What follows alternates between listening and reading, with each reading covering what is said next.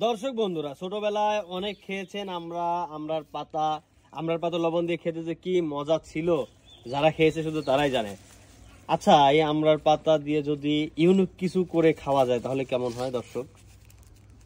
আমার তো কোনো চিন্তা নাই, কারণ আমাকে ইউনিক কিছু বানায় দেওয়ার জন্য তো আমার ছোট বোন আছে। সুমি, এই সুমি, আছো তো বোন? এই যে আমরার পাতা দিয়ে তুমি আমাকে এমন একটা রেসিপি করে দিবা যাতে ওইটা খায় আমার খুব ভালো লাগে, পারবা তো? হ্যাঁ ভাইয়া, ঠিক আছে। তাহলে তোমার বাউ হাতের খেলা। বন্ধুরা, এই যে দেখুন আমরার পাতাগুলো ভালোভাবে ধুয়ে নিয়েছি, তো এবার আমি ব্লেন্ডারের ভিতরে দিয়ে দেব। এই নাও ভাইয়া তোমার আমরার পাতার জুস।